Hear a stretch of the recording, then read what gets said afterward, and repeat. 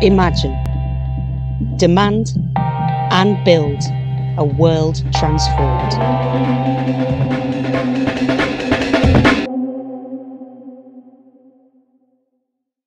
Okay, welcome everyone. Just to let you know, we are recording this session, so if you're uncomfortable with that at all, feel free to turn your camera off or change your name, but we would love it if you can keep your camera on so that you can engage with this fully. So hi everyone, thanks so much for joining us and welcome to our workshop on building a healthier left culture. My name's Lucy Delaney, my pronouns are she and her, and with me this evening is Dan on tech. Thank you so much, Dan. And we've got some fantastic facilitators and speakers. We have Jane, give us a wave. Thank you. We have Amardeep. Give us a wave. I can't always see you, sorry. We've got Hannah, give us a wave. And we have Sarah, give us a wave. Dave Gibney unfortunately can no longer be with us this evening as he's busy with Mandate Trade Union saving jobs at Debenhams as we speak. So all power to him.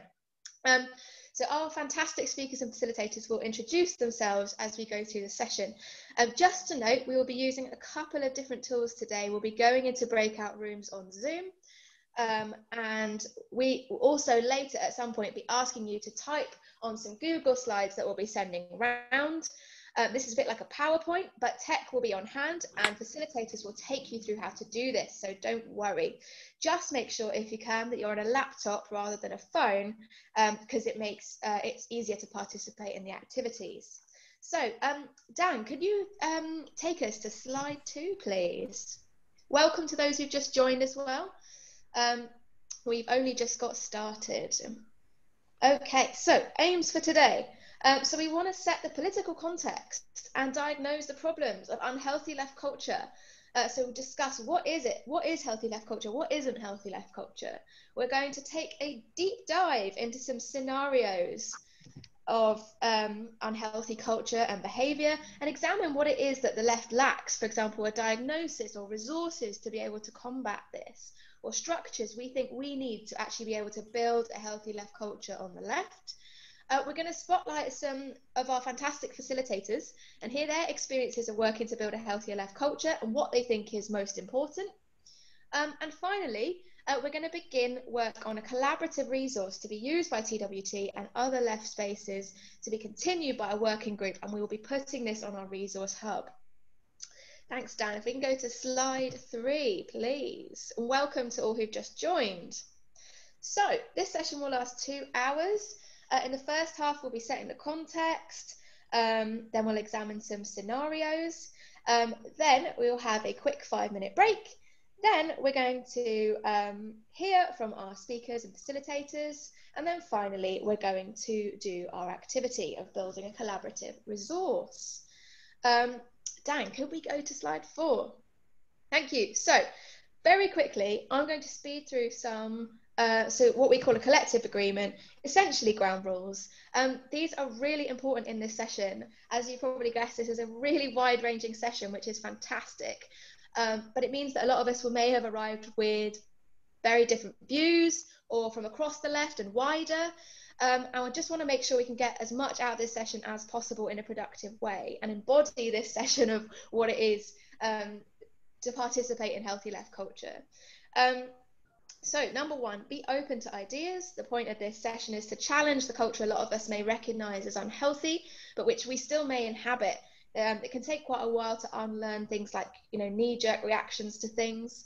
So number 2, having said this, it's really important that we are sensitive to different viewpoints and think about why someone's experience might be different, whether it's because they're from a different part of the left or someone who experiences oppressions that you don't. For example, we all know that race, class, gender identity, sexuality, age, all of these things shape who we are and our experiences, and it's important to give weight to these experiences. We're not here this evening to debate the rights or identities of different groups. We just want to examine what are the things that have contributed to the tensions on the left and what we can do about it. All in all, we'd most like you to speak from your own experience. And of course, this means no personal targeting and challenging the idea, not the person.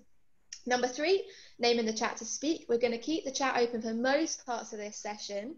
But on that note, we'd like to say the chat is also a trading space. So just be mindful of using it. And this is, so try to avoid as well too much back and forth about a particular thing that's not related to our discussion. Number 4, keep answers short. We really want to hear from as many of you as possible. So apologies if we have to cut you off after, say, 30 seconds, 1 minute. And finally, 5, step up, step back. So if you've been speaking for a while, consider letting someone else go. Equally, if you haven't spoken yet, we'd love to hear from you. All right, thanks, Dan. Enough of us talking. We're going to do a super quick icebreaker. If you can go to slide 5. Oh, no, that's fine. We can actually just post it in the chat. So we want to give your name and what is an example of healthy or unhealthy left culture that you've experienced. Oh yeah, you can see it in the chat in the on the slide now, and we're going to also post this in the chat. So what is an example of healthy or unhealthy left debate or culture you've experienced? So there's a fair few of us, so we're going to put you in breakout rooms. So just remember to keep answers short and sweet, stick to the collective agreement. So for example, my name's Lucy, I'm from South London, and an example of healthy left culture I've experienced was the experience coming to TWT for the first time, talking to and making friends with people from completely different generations. This has given me such a valuable perspective on stuff. Okay, I'm going to pass over to Dan now, who is going to put us in breakouts for this. How are we doing, Dan? Won't be a moment, they're just getting created. Awesome. Well, they're just coming up. Okay, so those who just joined, we're about to go into breakout groups, and we're going to be saying to each other, what is an example of unhealthy or healthy left culture you've experienced? And remember to keep it short. So this is our icebreaker. When you're ready, Dan. So I'm going to pass over to Dan now, who's going to give a little bit of background on the World Transformed. He's been involved since almost the very start, and just give a quick presentation on how this fits with our session. So Dan, when you're ready. Hi everyone, my name's Dan Lewis and I live in sunny Merseyside, where TWT held its first ever festival, which for me was probably one of the biggest highlights of the last 10 years in politics. Nothing like it had ever been seen before. So there is a slide, but it doesn't say a lot. So I'm just going to stick with me if that's all right, because it just says what I'm about to talk about. But basically, Lucy was talking about the way in which the World Transformed was formed and the environment that we have around the World Transformed. Now, I helped out at the first the World Transformed. I remember I walked in and I had some toys to donate to the Momentum Kids sessions, and I was really excited about the fact that, you know, there was a place where people could use political education, but also have access to free childcare, not, as the Daily Mail put it, literally radicalized children. Although what's wrong with a load of left-wing children running around the world? I don't see any problem with that. But 4 years ago, the World Transformed started in response to Jeremy Corbyn's call to create a new kind of politics. And what the original team wanted to explore was this new kind of politics and how it looked in practice. What does this new kind of politics look like? And they wanted to make politics a more engaging and accessible experience, combining politics with arts and culture, as well as creating a space both of political education and comradely debate within our movement. So there's a set of 5 values that have been brought about in the World Transformed. First of all, forward thinking. We want to keep big ideas on the agenda, making sure that we are always pushing the horizon of what is possible and imagining the kind of world we want to live in. The next one is collaborative. A self-educating and informed movement means, sorry, the screen changed, there we go. So the next one is collaborative. A self-educating and informed movement means organizing with different voices across our movement, learning from and collaborating with people from different backgrounds and experiences. And then participatory. Change is only possible through the organization, militancy, and political consciousness of oppressed people in workplaces, classrooms, and communities, mobilizing together. Platforming grassroots voices and creating participatory spaces where these voices can come together to share knowledge, skills, and ideas is central to political education. Also being inclusive. We want people of all ages, identities, and backgrounds to be active in our movement. Building political education that is sensitive to the ability of everyone to participate fully is essential for creating a politics that can truly transform society for us all. And of course, TWT isn't perfect, and the very conditions on the left that created it have also given way to a host of other issues. But we think we've made a good start and want to continue this. Part of why we're asking for your participation today and your ideas is to help keep this idea going on. And I'll pass back to you, Lucy.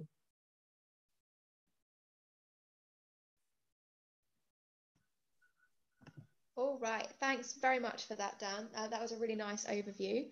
So of course, TWT isn't perfect, and the very conditions on the left that created it, so wanting to take part in this new movement and engage and change the culture on the left, the very conditions of that obviously has given way to a whole host of other issues. We think we made a good start, and we want to continue this. Part of why we're asking for your participation today, to give your ideas and to collaborate on a resource at the end. So I'm now going to talk about some of the wider context of what we think has contributed potentially to tensions and feelings that there is an unhealthy culture on the left.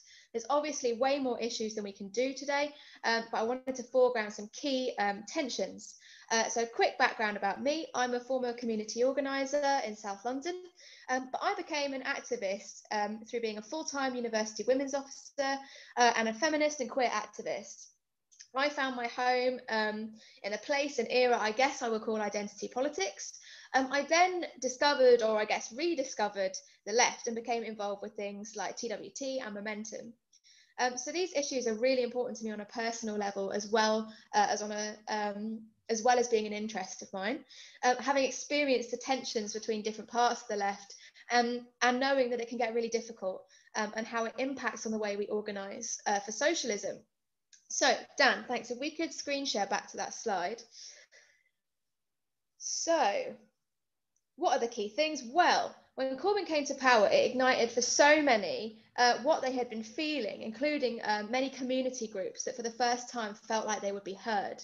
But constant attacks on Labour leadership and firefighting electoral campaigns constantly, I guess, created this intense pressure and these rigid structures, hierarchies from leadership, with a lot of people treating each other badly, not leading by example. And this inevitably trickled down into the movement.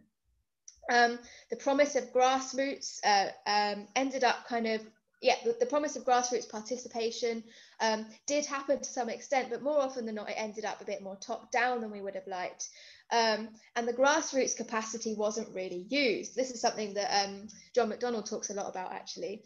Every time the grassroots made a mistake as well, did something that was deemed not to be okay, the leadership could become more top down, kind of punishing local groups for doing things, but also kind of not trusting them and almost treating them like foot soldiers on the doorstep.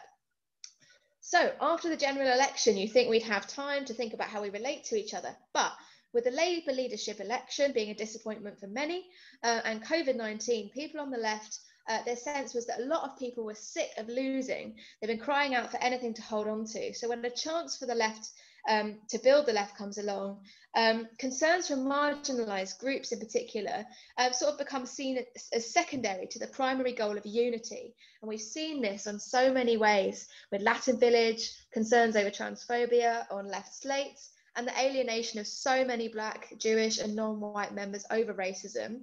This deepens the divide between core Labour activists and people marginal to the left, who we desperately need to engage with and empower, and whose issues we shouldn't see as secondary but part of the wider struggle. So clearly we shouldn't debate fundamental human rights and identities. On the other hand, there are what sometimes valid concerns over how we call out these problems when we see them, and how the left still doesn't have the apparatus to hold people to account in a productive, healthy way.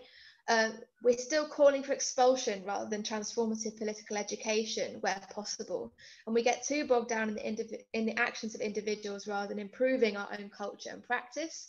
There are reasons for this, obviously. The left is not only a political movement, but our lives, our social lives, our romantic lives, our jobs. This allows people to present personal problems, often as political ones.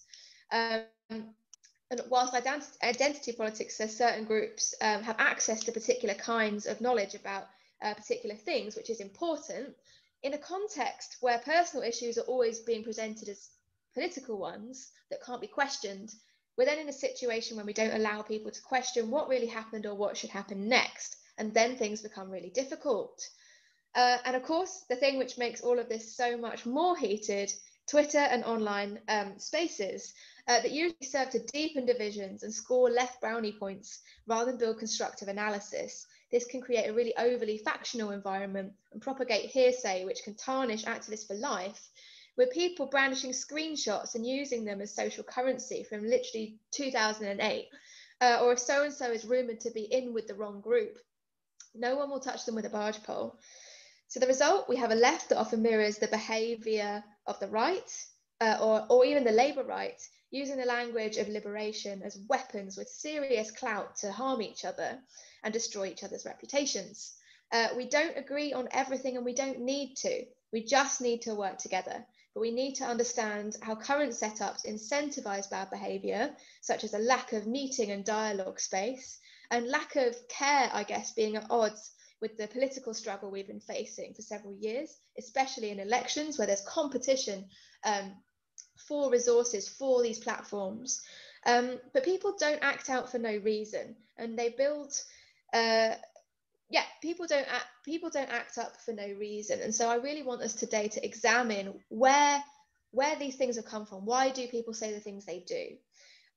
We need to build mechanisms and we need to build a culture built on generosity, inclusion and education for when we do disagree, so that we can still imagine and build the future we need. Okay, thanks very much, Dan. We can end the screen share.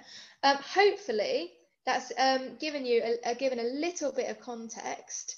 So now I want to hear from you lot again. So we're going to go into breakout rooms to explore some scenarios of things deemed to be potentially unhealthy. So your facilitator is going to take you through a scenario for about 10 minutes, and you're going to ask some key questions which they'll put to you. So number one, basically, where did this come from? What's the context behind the words and actions in this scenario? And number two, what isn't healthy and what could have been different? So again, we've got the same groups. So group one should be Hannah, group two should be Amar, group three should be Sarah, group four should be my group, and group five should be Jane. So we'll have about 10 minutes. Dan's just put the questions in the chat. And then we will feed back. So facilitators, don't forget to feed back. And with the breakout rooms, we will try to give you a minute's warning before we come back. And feel that we didn't go into breakouts that long ago, and that we probably had loads more to get from these sessions and these scenarios. So don't worry if you didn't get to kind of fully go into each of them. Could I have each facilitator give a quick synopsis of what the scenario is and the sort of things that you discussed? I'm going to call on Hannah from group one. So I'm going to post in the chat. Brill. We had a really interesting chat about somebody basically attending their first CLP meeting for the first time. And we had a really good point from Felicity where she said she didn't really recognize that scenario. And actually sometimes when a new person arrives at CLP meeting, people are actually like fighting to engage the new person. And that can be different in its own way because people try and maybe use people in different ways. Guy also made a good point that he's got friends who have experienced this before. And then Mark made a good point about saying that often we're not very good at newcomers. So we'll say that we want them, but then we won't actually change what we're doing at all. And that's a big problem onboarding. And then Zoe talked about her CLP and how they use circular tables. So that's a way to kind of make it more kind of communal, I guess. And that they start it 30 minutes earlier so that they can have coffee and cake. And they do lift shares, which is really nice. And then also Felicity said that she was trying to move more towards like round tables in her CLPs. So we had quite a good chat about what was wrong with it and how people might be able to do better. Thanks very much. That was really, really fab. We've got a tiny, we're doing okay for time. So what we might do is quickly, if facilitators don't mind reading out their next scenario, that would be really fab.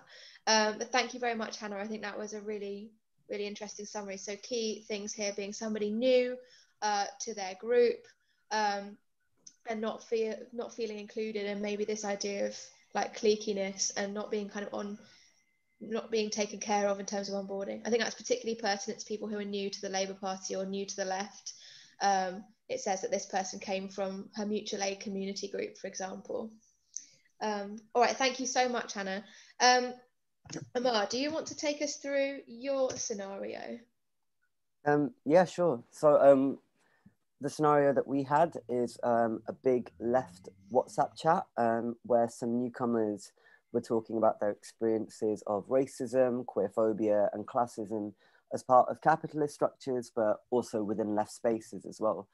And some other members of the chat commented in response, asking what had made their experience so bad in left spaces, and then asking for evidence and expressing the need for left unity rather than division, right? The original commenters were angry and said they had no idea how offensive those remarks were, and that they were privileged people with no experience of oppression. The responders then accused them of prioritizing identity politics over the class struggle, which they are very much part of as working class people. And the people who made the original comments were extremely angry and upset and eventually left the forum, making it even less diverse than it had been before. We had a really, really constructive conversation about this. And it was slightly sad how little explanation was needed. Everyone immediately recognized this scenario. And I'm seeing a lot of people nodding on the chat on the call as well. What we spoke about initially was about the idea of what unity and left unity means, right? And the need to reconstitute the concept of of unity for a start, as not riding roughshod over minorities, but actually being genuinely and meaningfully inclusive. We spoke about the fact that there was a huge escalation from the initial commentators, and the response they got was not only questioning it, but also demanding evidence, and then also stating an opinion about what needed to happen going forwards. And you know, the refusal to accept lived experience as evidence in and of itself. So we spoke a little bit about the idea of engaging in good faith, right? So the need to kind of be willing to accept what people say on face value and to respect their lived experiences. We also then spoke about the process of education and accountability that goes in response to that. So yes, it's true that, you know, in these spaces, there are often views that are problematic or difficult to get expressed, but how we engage with that and how we educate people on that, going down the route of shame maybe, doesn't always end particularly well. And then we ended kind of wondering what the utility of big left WhatsApp chats might be. But yeah, it was a great chat, team. Thank you. That sounds really, really awesome. I want to just also pause and say I really appreciate everyone so far. It feels like there's a lot of respect in this session and good conduct and consideration to these different scenarios. So let's keep this up because this is a really ambitious session. So I'm really pleased that we're all managing to engage in this way. Sarah, do you want to take us through scenario 3, which is about a left event on Zoom? Oh, you're on mute. I've just posted the scenario in the chat. It's about sort of like a World Transformed panel. One of the speakers has expressed some views that some audience or some attendees disagreed with, even though they are self-professed socialists. They were bombarding the chat with really horrible stuff. And then another participant, a young woman, had tried to defend the speaker, and this then resulted in her being attacked and then falling through her social media, making horrible remarks about her, and then posting something that they found on Twitter from like 99 years ago, and like a threat to find out more. This is an unfortunately all too common scenario, I think. We didn't have enough time really, because everybody had some really good stuff to add. I mean, one of our participants said they think like this sort of anger and thing to go and attack people comes from a place of stress and isolation, of feeling not in control because people can't pay their bills. People feel a loss of control over their lives at the moment. I mean, they actually said they feel like their lives have been privatised. Somebody else made a really valid point that they think that this type of behaviour, this where your default mode in some is to attack, and is this ingrained in left culture due to previous totalitarian leaders that we've had in certain left factions in the past, and again that we automatically move straight to attack rather than trying to engage and find out why someone has got a different opinion.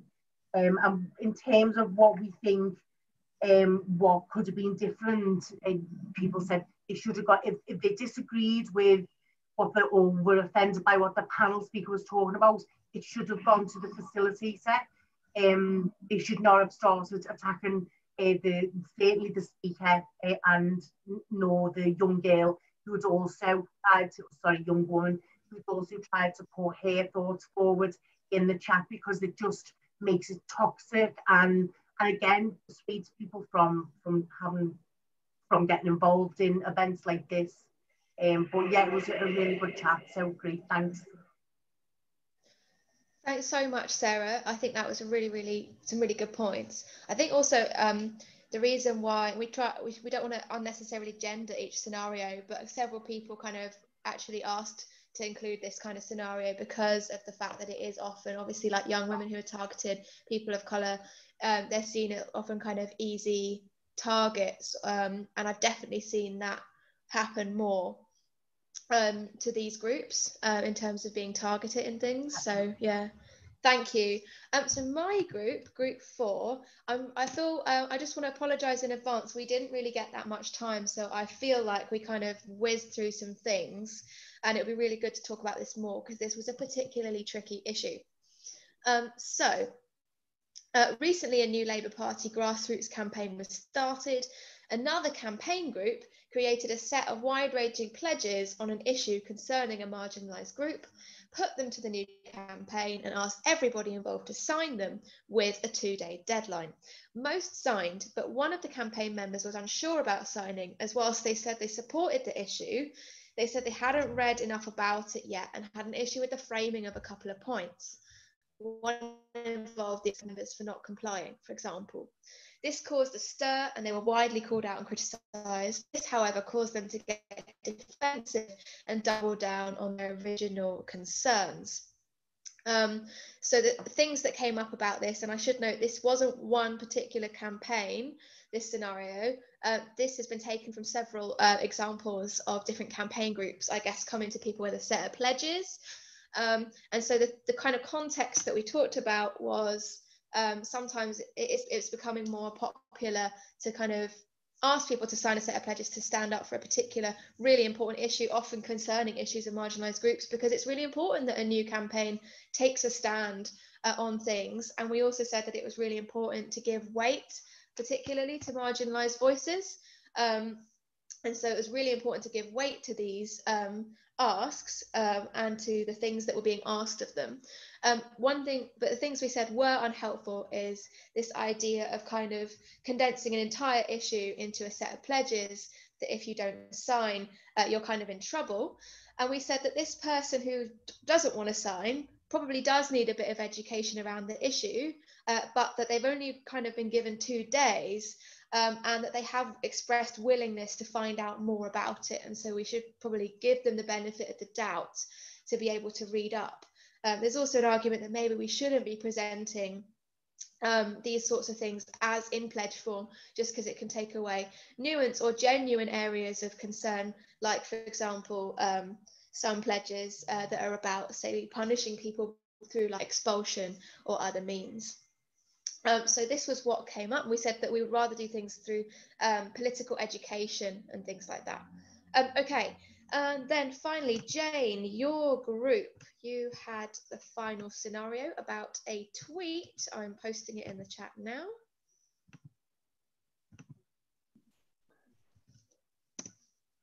Jane, when you're ready. Okay, so this was about, it was a tweet from a very famous left-wing commentator who tweeted, apparently jokingly, about another activist who was perceived to be from another opposing faction on the left, that they had had an excellent Labour Party conference, excellent because they hadn't had to be subjected to bumping into this person. This drew far more comments than likes or retweets, with a mixture of people congratulating them on their excellent tweet and inviting more jokes about the activist, and people upset about what they had said. We were all of one mind pretty much on this one. You might not be surprised to hear. So, you know, obviously the background of it, there has been a dispute in the background, that they've obviously all been very heavily involved in opposing campaigns or issues of some nature. And I guess the first thing that you know, we said about it was that the tweet just reflects a group mentality, and it's no longer about the person, about the politics of the people involved. It's about the person. So it's become very personal. And it's not about what they represent politically. The word cheap shot came up, and I think, you know, that we were thinking that a lot. It's very distracting, and it's really, yeah, cheap is the only word you know, I think that we could think of, really. So we wondered why somebody who generally we're assuming is fairly you know, well respected on the left, why on earth would they do something like that? Because as two of us who have had many years experience working in schools noted, it was a bit like being in the playground at lunchtime. You know, it's at that level, but we're all grown-ups. So yeah, that's depressing. And I think what we thought was that it's being on Twitter encourages people to do more than talk about politics. If they're not careful, it encourages them to big up their own personality, their own style, and to be more witty than the last person or whatever it may be. And it becomes about them and their persona and not about the politics that they're trying to represent. And that's a big danger of Twitter. So basically, in terms of what could have been more helpful, we thought, stay off Twitter. But of course, that's not an easy answer, really, because there are advantages to Twitter. So it's about self-control and crashing the ego down, I think. But yeah, that was a good discussion. And we haven't got long, so I'm just going to concentrate on 3 things that I've been thinking about. Firstly, being our sense of political identity. I think being on the left can be quite a lonely place in society. So when we find a group that shares our opinions, it feels like we found like a political home, a family. We bond with each other as we engage in our activism. And when we disagree about an important issue, it's very painful. I think in the Corbyn era, I think this needs to belong you know, this need to belong, to see a left position as a part of one's identity, was reflected in the two most divisive issues, anti-Semitism and Brexit. I was involved last year at TWT in a session that explored how Brexit has affected left culture. It's actually really interesting. We did think that it could be quite difficult, but actually, although both sides of the argument were represented, it turned out to be more of a communal therapy session, with people giving their stories about the relationships, both personal and political, that had been ruined, really, and lost. And the word identity came up a lot in the discussion. I think the need to identify with one side or the other of an argument means that it's very difficult to move people towards a more nuanced position. You're either for or against it, becomes you're either for me or against me. It becomes very personal. And if you're against me, we're no longer bonded. We're unfriended in that sense. So that's quite painful. The other thing that I've been thinking about is the language that we use on the left. I think the left has a tradition of sort of the polemical, declamatory rhetoric, which does have its place, but I think it shouldn't be used when we're dealing with comrades that we just disagree with. I looked the words up actually to make sure I've got the right words, and polemic, it's defined as contentious rhetoric that is intended to support a specific position by forthright claims and undermining of the opposing position. Expressing something with strong feeling, especially in a loud voice or with forceful language. I think we can all recognise that we've seen a lot of that on the left. I also think that alongside that style, a lot of words and phrases have grown up, like thrown under the bus, gaslighting, smears, witch hunt, which I think we tend to use them too frequently and often actually in place of actually looking at the arguments and analysing what's going on. I think it prevents us looking at things in a more nuanced way. I think it's alienating both for others on the left, but also, more importantly, I think it's alienating for those outside of left politics who should be on the inside. So I think that's something to think about. And then the other thing I've been thinking about was the sort of generational divide that we've got in experience and understanding. I think some of us, people of a certain age, may have done most of our serious political thinking and studying quite a few decades ago, before, you know, our lives got taken up with jobs and families and what have you. And I think it's clear that a new generation of activists have had a big impact during the second decade of this century, and that there can be quite a gulf of experience and learning and understanding between the generations. So I think this can be seen, for example, in disputes about identity politics, when calls for unity can be seen to override the commitment to marginalised groups, and vice versa, depending on where you stand. So I think the first place that I went where I saw a better way of dealing with this, and all generations coming together and thrashing out ideas, where you could actually change your mind without feeling stupid or without feeling undermined. And I think that was great. And that's why I think that that's why I got involved in trying to develop Norfolk Transformed, because I think it's something that we really, really need. And it's hard work in the current circumstances, but I think it'll be great. And I think, to be honest, that if we don't sort it out, you know, the right will continue to play on this to divide and conquer us. And I think we're headed to a world that I don't want the next generation to live on. So that's why I'm committed to it. And I think TWT is helping us to do it. Thanks. Thanks so much, Jane. That was fab. I really liked, particularly when you were talking about this, the angry terms we use, and how sometimes, and the different terms that we use that are sometimes quite unhelpful, or don't paint an entire picture of things, or ascertain exactly what the problem is. Very creative at that. Oh, yeah, it's true. It's true. Whoever you are, thank you. We might just ask you to put yourself on mute for now, but thank you very much.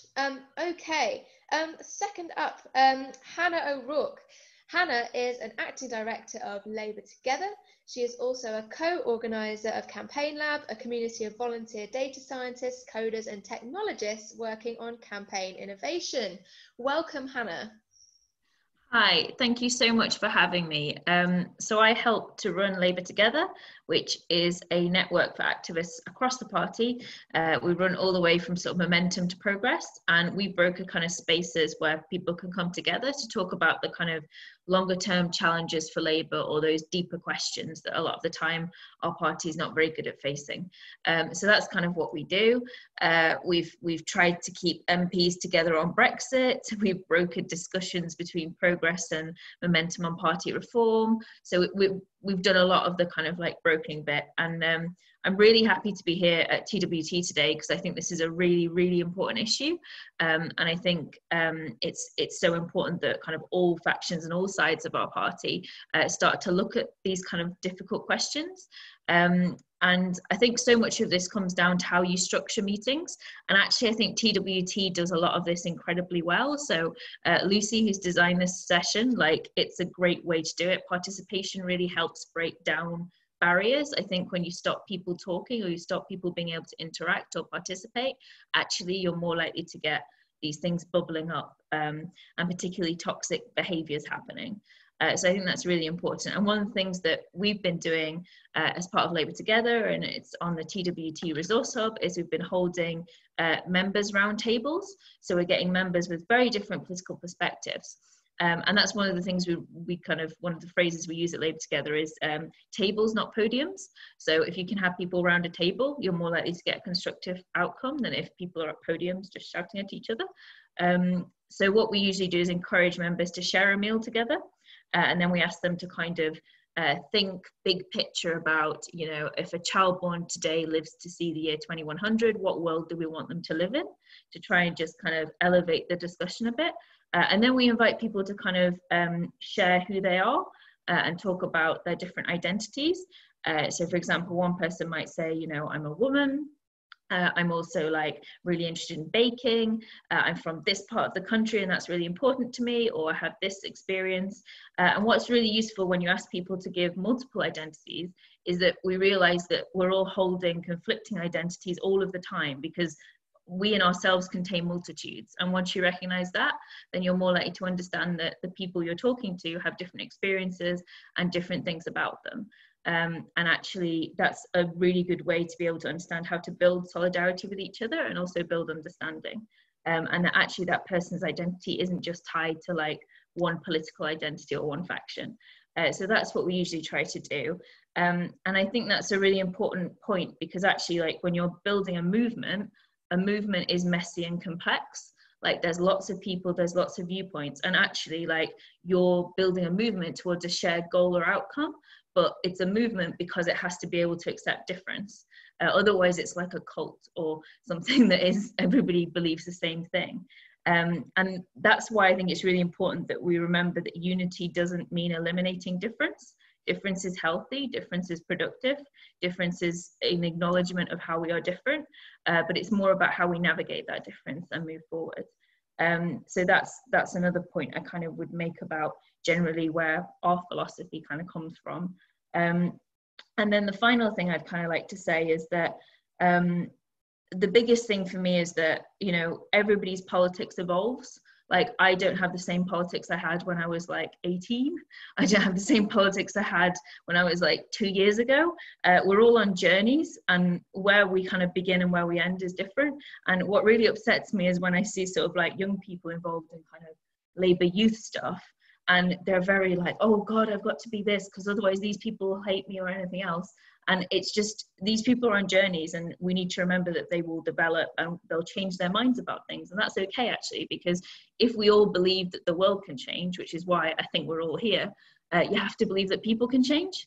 So if we can't even look at ourselves and think, how can we change, or how can we change our viewpoints, having experienced something or come into contact with somebody, then how does the world change? Like, what's our method? So yeah, that's just some kind of quick thoughts on where Labour Together's at and what we think about this. But I'm really, really pleased that everybody is here today, and I'm so pleased that TWT is doing this. And Lucy, you've done a fantastic job of like structuring the session, because we can all talk, which is great. Thanks, Hannah. That was really fantastic. I'm sure, I feel like a lot of people related to what you said. I'm just posting in the chat as well the Labour Together roundtable discussions, which are actually on the TWT Resource Hub, which we'll come on to at the end, but you can access them there by clicking on that link. But thank you very much. Okay, next up, we have Amardeep Singh Dhillon. Amar is a bartender, journalist and trade unionist based in Peckham.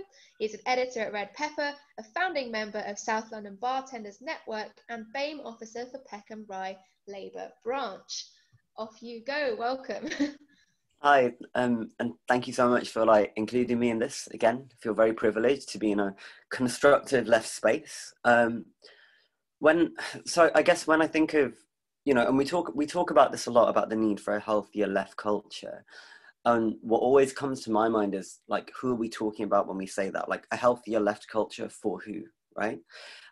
Because I think these calls for a healthier culture can often be used to obfuscate necessary conversations that need to be had and issues that are present within left spaces that we can't actually we can't improve on them unless we can acknowledge them and address them head on.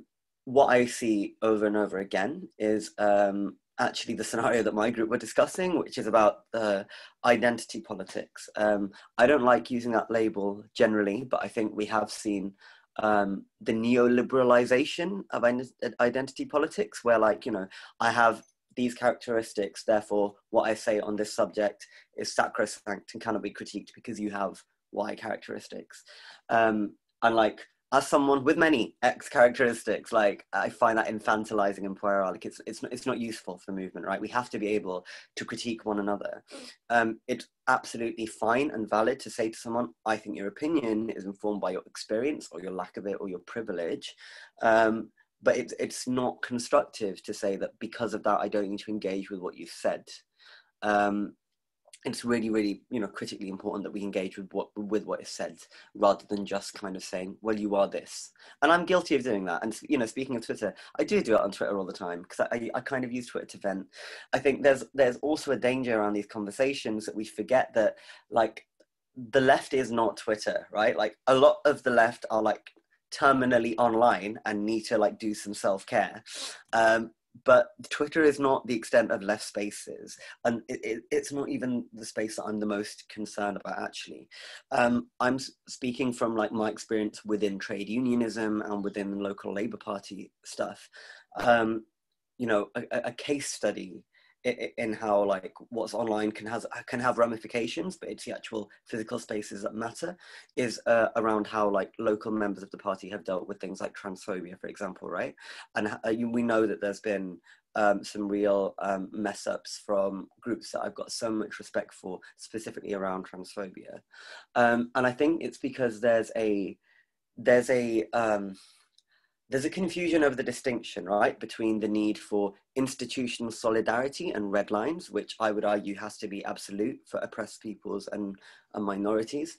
As an institution, and in your comms and everything, and the people you platform and you promote, you don't tolerate transphobia or racism or sexism, or you shouldn't, right, in your space. That is your duty as anyone involved in organising a space or an institution. That's a responsibility you have to make your space safe and accessible. At the same time, that energy is not necessarily what you bring to informal conversations, right? It's really tempting and fine for me to say, you know what, no offense, white people, I'm not explaining this to you again because I'm tired, I live it. That is fine. If no other white person then explains what I'm talking about to that white person, they're never going to learn. That education has to happen whether or not I feel I can take on the labour, right? And that education cannot happen through shame. But for people on the left who often, are against really punitive measures more broadly, I think we've really failed to articulate a functioning process of accountability that leaves room for growth, but also actually says there is a line, and that that there's a qualification for being in the space, for being worthy of the time and energy spent to educate you, right? So for a healthier left culture, I'd say the way we behave towards one another in informal or individual settings or in social settings, it's critically important that we do so from a position of good faith. But in our institutions, in our media, in the people we platform, absolute solidarity. That's the only way that you're going to get unity that is meaningful and that matters. Yeah, I think that's it. Thank you. That was really awesome. Thank you so much. Thank you so much. Yeah, something came to my mind while you were speaking as well, which was this idea that as activists, we've all probably said the wrong thing at some point, whether that was something that was a tiny bit ignorant or something that really wasn't okay. But ultimately, somebody sat us down at some point and taught us that that wasn't right, in a constructive or less constructive way, but somebody gave us the time of day at some point to help us on our track as activists. And so I think it's really important that we have those structures to carry on. Otherwise, how are we going to bring more people into the left? Especially as the far right are doing a far better job right now of increasing their ranks, we could say. So thank you so much. I just want to do a quick reminder. Please send your questions to Dan, the host. We'll only have time for a couple, but we'd really love to get a good question to ask these fantastic speakers. All right, so next up, Sarah Morton. Sarah is a PCS union representative and activist. She's also a Liverpool Labour councillor for Clubmore Ward, apologies about that, a member for the Socialist Campaign Group of councillors, and a homeless campaigner. Thanks so much for being here, Sarah. Oh, thanks, Lucy. And again, to reiterate what the other speakers have said, really pleased to be involved with this. It's been an absolutely excellent event up to now. I just wanted to talk a little bit about something that happened to me recently. I mean, as a woman in the trade union movement, I have had my fair share of unhealthy left behaviour directed towards me in the past. But recently, I made a post on Facebook. It was only a few weeks ago, and I am usually really careful on Facebook and on Twitter. My Twitter's pretty bland, but Facebook I have sort of filtered groups. I don't use my full name on Facebook. It does not identify me as a counsellor. It doesn't say where I work. There's no sort of personal information on there. And I had admittedly, I'd made a post that I'd used some bad language, or what others would consider bad language, but I do swear quite a bit. I find that is pretty normal. As like a working class woman, we do swear a lot. A lot of the time it's like it's used almost affectionately, but I understand that there is like the context in which I can use that language. So it was a pretty short statement, a bit ranty, if I'm honest. It was about the current leader of the Labour Party and my objection to him, for what I perceived as him taking credit for the U-turn on A-levels by the government. And the post was about those students who turned out en masse all over the country, demonstrating and demanding that the system on which they were awarded their grades was changed. So I'd used a couple of bad words and also made a comment about a hair product, which seemed to be the part that made it go a bit viral. Now, I shared this, and it was to a small filtered group of people who I considered trusted comrades. Somebody had taken a screenshot of that I wasn't aware of. The next day I woke up and I had a message from the political editor of the local paper saying somebody had sent the screenshot to him, and that it had already been shared widely on Twitter. So I had to make a statement for that, and then it became an article both in the newspaper, online, and in the press, and that sort of just opened up the gates of abuse to me, to be honest. And a lot of the abuse, it didn't come from people who I would consider to be the Labour right. They are people who portray themselves as left, and it was, I mean, the abuse came in the form of tweets, it came in the form of an awful lot of DMs into my counsellor page. The main issues seemed to be that the use of my language. They were suggesting that I couldn't get over Jeremy Corbyn leaving and I should just leave the party.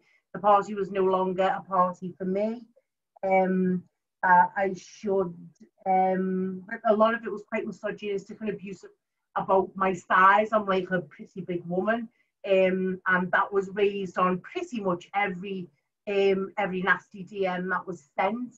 Someone had found a video, it was like a really short interview of a video I'd done in support of a really good comrade who was up for selection as an MP last year, and he was attacked in a similar way, where someone had found screenshots from a long time ago using language that they were portraying as misogynistic, and I at the time was defending that because these are words that I understand a lot of people are offended by, but these are words that we use where I live, again, often affectionately, and it was just, I mean, I as I say, I am usually pretty careful on social media, but the criticisms of my accent, level of education came up quite a bit, that I didn't deserve to be a counsellor because if I spoke like that, I was clearly uneducated and shouldn't be in the role of a counsellor due to that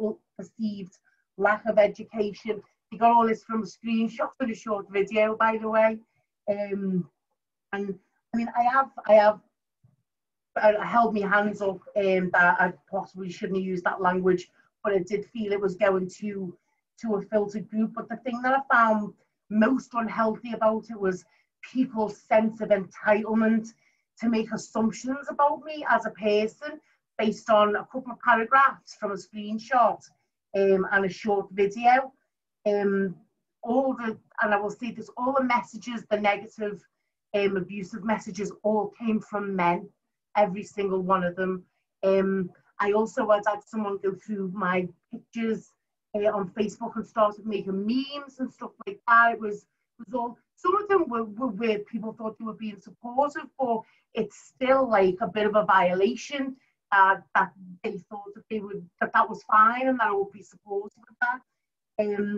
So I think, yeah, I mean, it's been a huge learning curve for me and how I behave on social media, but also at the same time, it's reinforced that there is still a huge amount of work to do on how we think we can just go and attack people, rather than just asking me, why did you think it was okay to say that?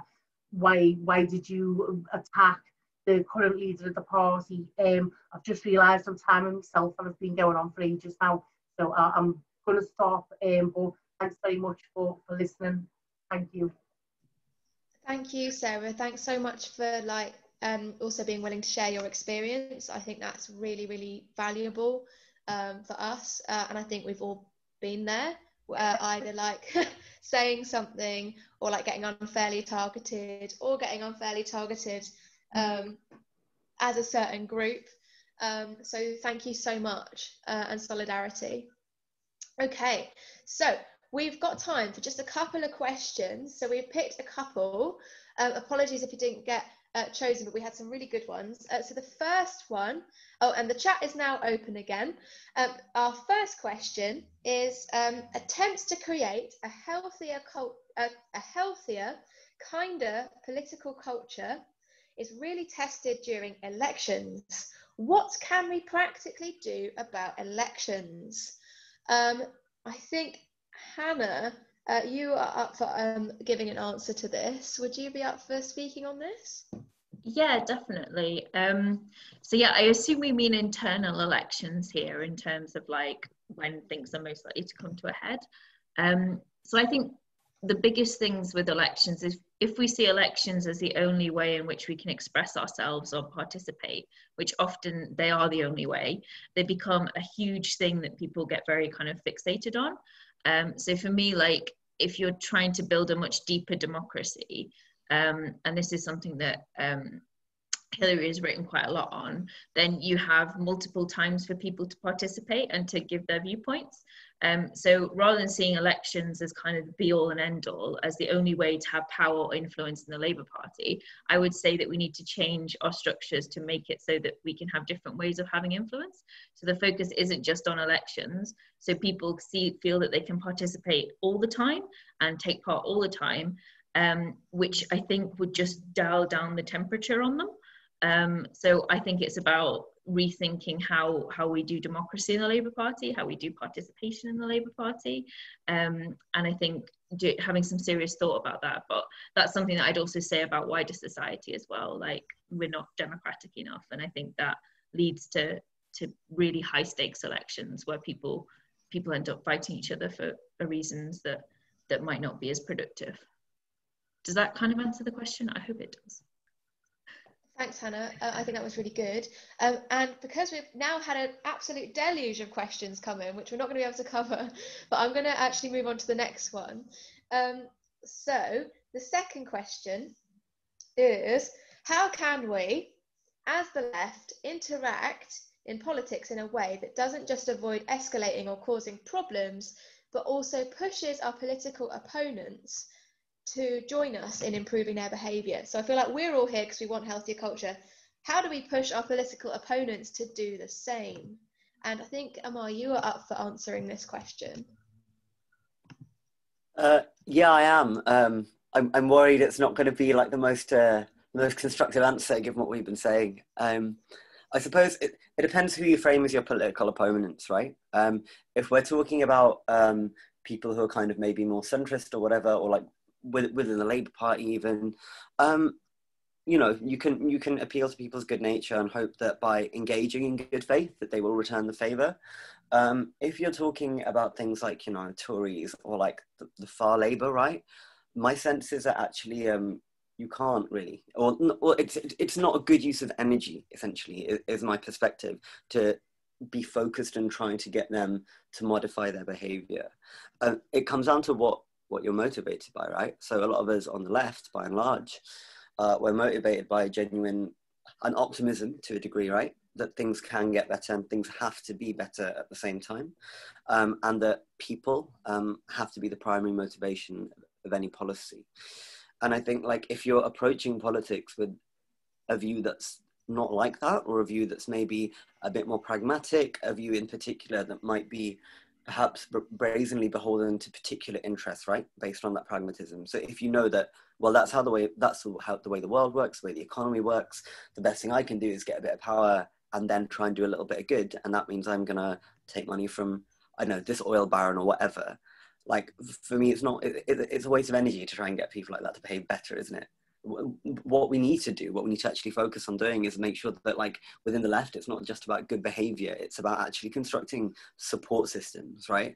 Like, these spaces that we organize in, like, they can get so pressure keg because, like, they do become, at times like elections, they kind of become codependent, right? Like, we become a little bit codependent, and then things move on, you know, factions come and go, the circumstances change, and suddenly all of that is quite unstable. If we could, yeah, I think if we can focus on basically trying to turn left spaces into mutual support groups, and as much as they are organising spaces, that's more productive use of our time than trying to get Tories to play nice. Thank you so much. Thank you. Does anybody else? Does any one of the other facilitators want to come in on that, or should we move on? All right, I think that was a really good answer. So we have room for one more question. So I think we're going to go with. Oh. Okay, there's so many. I think we're going to go with. We've spoken a lot about how to make healthy criticism. What does healthy responses look like if you are criticised? For example, making room for self-critique versus standing your ground.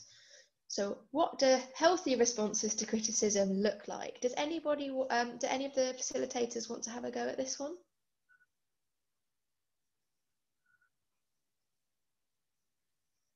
Hannah, do you want to have a go? Or Sarah? All right, Hannah, off you go. If anybody else wants to take this from the other facilitators, please do jump in. I guess like if that happens to me, I'm just like, my first question is, oh, thanks for saying that. Why do you think that? So immediately going to why, or I'd really like to hear how you've come to that conclusion. And sometimes it's about persuasion as much as anything else. So if you think that somebody's really kind of, you know, it's useful to hear them out and understand how they've got to that conclusion. And if you feel like you're being personally attacked in a way that's quite hurtful to you, you then have to almost like, I don't know, kind of understand that you've got emotions triggered right now, they've got emotions triggered right now, and actually a much better way is to understand why those emotions are being triggered, rather than jumping straight to, we're in an argument and I'm going to technically outdo you in this argument. So much more understanding of like emotionally where both of you are coming from, particularly on those really difficult issues, I think is helpful. But yeah, if anybody has any other thoughts, please do. Thank you, Hannah. Sarah, did you want to say anything? Just quickly, I've seen somebody posted a comment earlier in the chat that was like speaking to me. So it was about, it just, all it said was sometimes the need to be right is more important than the need to be human. And I just think that is so spot on. Some people, like, I can take criticism. I am like, well, called hard left or whatever. So I do consider myself quite very left activist in a union of civil servants who are pretty middle of the road. We've got a lot of Labour and a lot of Tories in certain areas, but even in like where my branch is in Liverpool, a lot, they will all vote Labour, but they are very much centrist Labour. So they will often criticise, or not criticise, but ask me why I'm pushing for certain things like that they see as like communism or socialism or one of the other scary isms that they read about in the newspapers. So, and I think obviously you've got to be able to stand your ground in a respectful way, but with some people, the determination to be right, to enforce their viewpoint, and they're not happy that you're accepting that they've got the right to that viewpoint. What they want is total submission, that their viewpoint is right. I think that can be very, very difficult to deal with. And there's a lot of studies that have been done, and I'm sorry, I can't think of the name because we use it in PCS training, and it's like sort of something commenter, and it's like on one side, Hannah, you're probably much better qualified to talk about this than me, but it's where someone's belief that they're right or that thing is right is that far ingrained, you're basically wasting your time trying to change their mind. So it's not even agree to disagree, it's just, I agree that's your viewpoint, but I not agree with it, and I think it's wrong. We're trying to say that in a respectful way, because wasting your time trying to get them to come round or even concede just a little bit of ground to give your opinion, it's not going to happen. It's just not right. So I think as long as it stays respectful, sometimes you just have to accept that. Sorry, that was it. All right, thanks, Sarah. That was really, really helpful. Thank you. Thanks, everybody. And thank you, everyone, for your questions and contributions. So we've come to our final activity. Thank you for sticking with us so far. This is probably the most important bit, because we don't just want everyone to go away this evening and be like, oh, well, that was a healthy, productive conversation. I think we all agree that not only can we identify some examples of unhealthy left culture, and maybe now, hopefully, examine some examples of healthy culture, but I think we can all agree that the left, we still don't have this sort of apparatus, we still don't have this widely diagnosed on the left and in wider circles. There's a lot of people who probably still haven't thought about whether we have unhealthy left culture or whether that's even a bad thing. So we really want to build a resource, and so what we're going to do in the final section is we've put together some slides. Oh, Dan's also just posted a link to the resource hub, so yeah, we're going to put it on TWT's resource hub, which is a sort of kind of, a collection of resources that the left and wider groups can use. But right now, I've just posted in the chat some activity slides that we can all use. So you're going to go into breakouts for a final time for a 10-minute sprint activity. So an activity where at the speed of light, we're just going to try and chuck all our ideas in one place. For different activities that we could do to build a sort of toolkit for healthy left culture. We will then be making this into a resource and on the resource hub through a working group at the end, and we'll give you a feedback and follow-up form to be able to get involved if you'd like to stay involved in this afterwards. So group 1, Hannah, you're going to be working on a template session, so basically doing a session like this and taking it to other groups. Group 2, Amar, you're going to be doing a deep dive, so taking an area that we talked about today and going into intense depth about it. Sarah, 3, you're going to be, oh yeah, and this is what it looks like, this activity, and that's posted in the chat now. So if you can open that up in a sec, guys, that would be great, but your facilitator will also be opening it up and screen sharing. So yeah, Hannah, 1, template, Amar, 2, a follow-up deep dive. Group 3, Sarah, you're going to be doing an interactive activity. Group 4, me, we're going to be working on some policies for groups to adopt for healthy left culture. And group 5, the exciting one, Jane, you're going to be doing a piece or performance, or you're not going to be doing a performance, you're going to be thinking of some ideas. Okay, so Dan, are we ready to go into our final breakouts? We are ready. Amazing. See you all in 10 minutes. What an amazing session our breakout room just had. I hope you all had some good discussions too. So we're going to really quickly get each room, a facilitator from each room, to just feedback the key points and ideas that came. And Dan, if you don't mind sharing the slide, and then we can all have a little look while they present. So Hannah, I think your group up first with a jotting ideas down for a template session. So a template for an event, potentially such as the one we've done today, to take elsewhere to other groups. Do you want to present?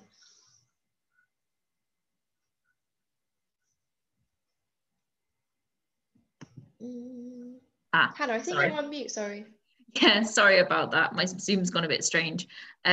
So we had a really interesting chat actually, that was the first kind of thing we talked about was how do you take this to a group where they don't want to have this discussion? Because we kind of identified that actually everybody in this chat understands these issues and we've all kind of experienced it. So that's why we're kind of all here, because we're open to it. So we're almost pre-selected to agree that this is a problem. So we were like, how do we overcome difficulties where, you know, people aren't up for this? And it was, we talked about, you know, how do you kind of overcome that mind frame where it's like, this is not a problem. And we talked a lot about that as an issue and how to create an event that might be able to do that. And we decided that like empathy was really important. So getting people to understand how other people might be feeling. So we talked a little bit about this idea of like, I mean, this was something I kind of added as we were talking, but maybe doing pair work, which really is about building empathy between individuals. But we also talked about how this is really, really hard, and maybe we need to kind of learn from other efforts that have been done. So somebody in our group had tried something out in their local party and it had been difficult, really, really difficult. And actually maybe we need to kind of think about, you know, because this work is so new and it's sometimes difficult to always have all of the answers immediately, like maybe it's worth trying to engage people who've done this before, figured out what's been useful, what's not been useful. We also decided that any kind of event template would need to have lots of time for people to be heard, so lots of time for people to express opinions, lots of like breakout group work, and also not having too many people in the breakout group. So we sort of said between 4 to 8.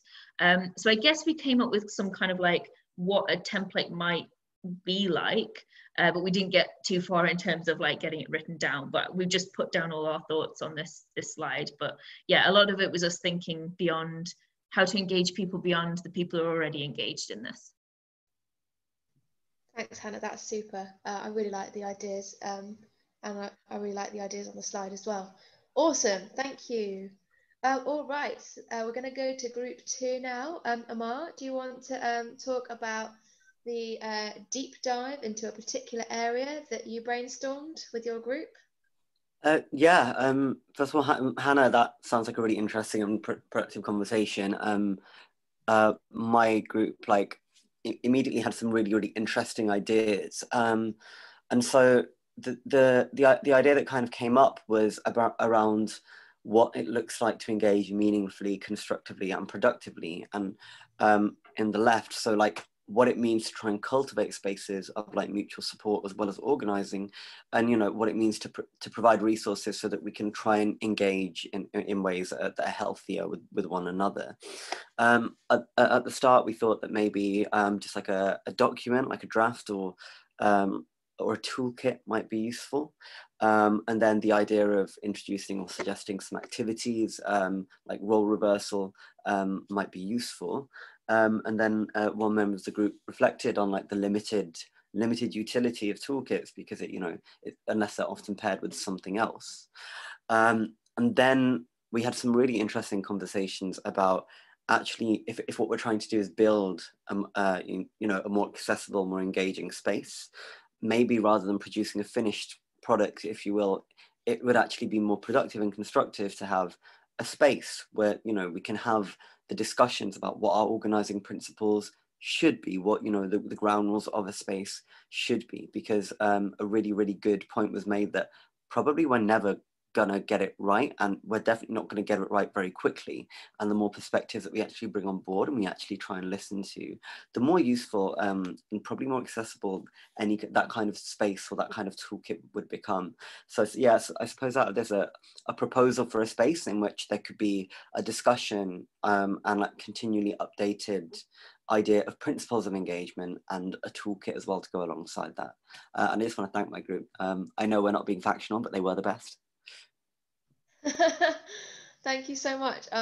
Yeah, I just had also members of our breakout who worked on policy being like, this is so foundational and useful to the thing that we want to talk about. So I really like that everyone's thinking about different areas. Thank you. That's dead useful. All right, Sarah, do you want to quickly present on your group, which looked at a particular interactive activity that you think could help? And I think you're on mute again. Apologies. Yeah, our group had some really good ideas. Initially, we came up with like games and quizzes, which are often used. We in our CLP have held sort of game nights and quiz nights as a way of fundraising, but also as a way of getting people to meet up and be comfortable with each other. Because we found that this helps a lot when we have CLP meetings to just encourage people to be nice to each other. Then somebody mentioned sports like team sports, and we were talking about the five-a-side that was run in the World Transformed when we were all able to meet sort of physically, and how that can be great for meeting other people, and again garnering that sort of sense of comradeship, which can be lacking sometimes. Someone else mentioned like debate, where you take on an opposing view in an attempt to foster understanding of that view and encourage empathy. And I know that's obviously come up a lot in the previous two as well. It's about taking on a different set of circumstances and trying to understand why someone else would have that view, and that again would also encourage you to be less fixed on your own ideas always being the right one. Somebody else came up with role play. They talked about the brown eye, blue eye experiment from years ago, and having people take on the roles of one being autocrat and another person being oppressed. Or I mean, we discussed this can be quite emotionally difficult for people as well. But again, a really useful exercise for people who are ready to get involved with something like that. And then someone else mentioned sort of like a role play of taking on the roles of other people's lives and considering things that expand your experience or empathy for the situations of others. So even not that it's simple, but more simple things like if you take on the role of a mother, a single parent of a child with special educational needs or something, for example, and this may be the reason why they can't attend all the meetings, or why they can't always dial in, or why they have to withdraw from things at the last minute. And rather than like eye rolls as sometimes happens in these situations, it is again to expand your experience and empathy for other people's situations. And then like as a more fun one, someone suggested like a group collage put out from newspapers where everyone sort of has a little piece, and it's how the world is now and how you think the world should be, and then using that as like conversation starters. So some really good ideas on this. So thanks very much to everyone in the room who took part. Thank you. Thanks very much, Sarah. I think there's some really good ideas there.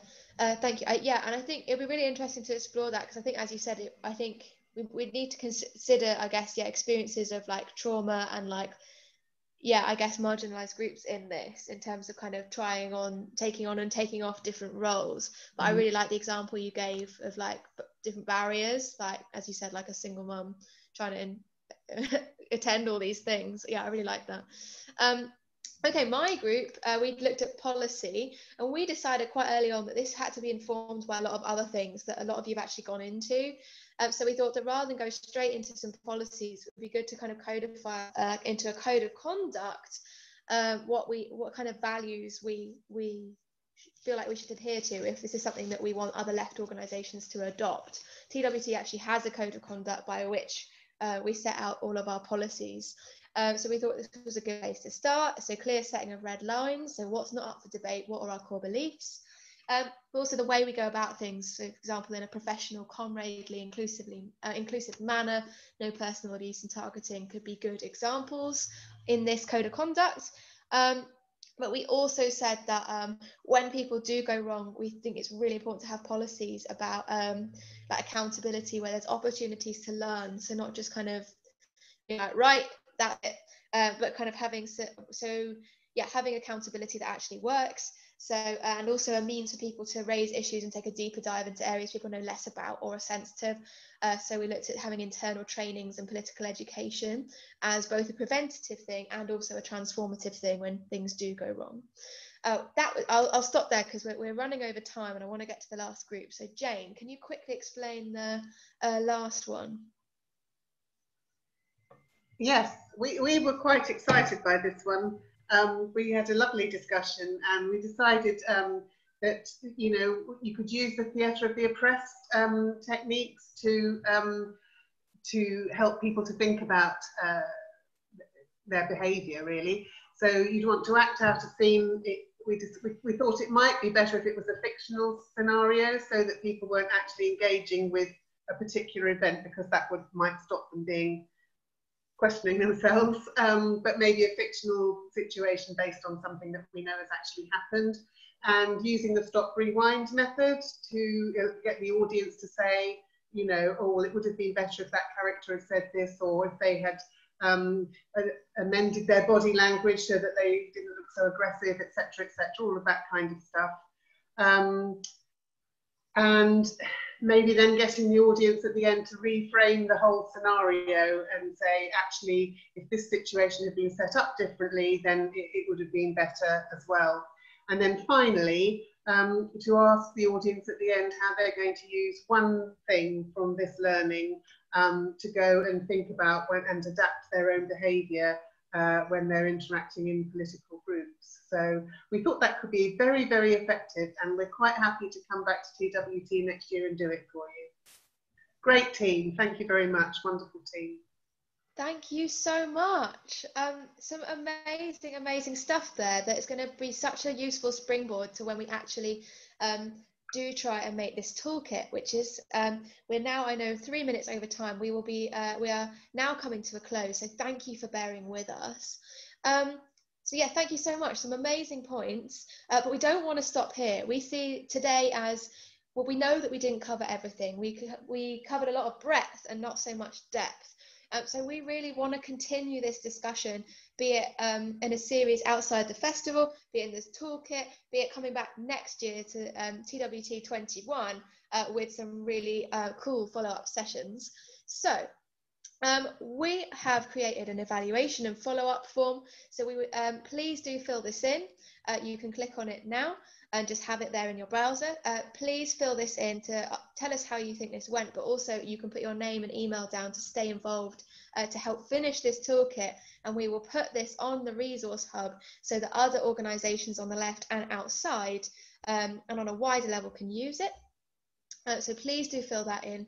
And then finally, sessions like this only happen if people support TWT. So if you can, go to theworldtransformed.org/support. So the link is in the chat again.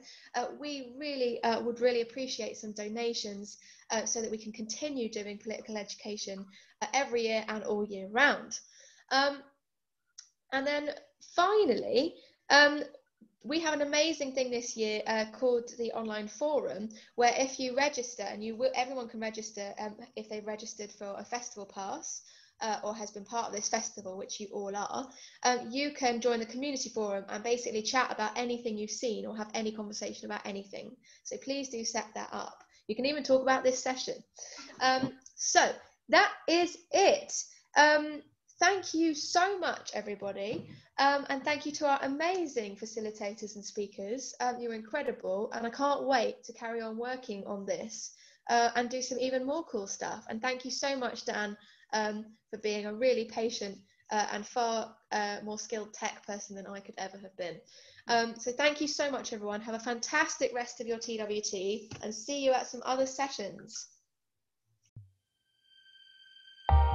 View the full TWT20 program and become a supporter today to help us deliver political education all year round at theworldtransformed.org.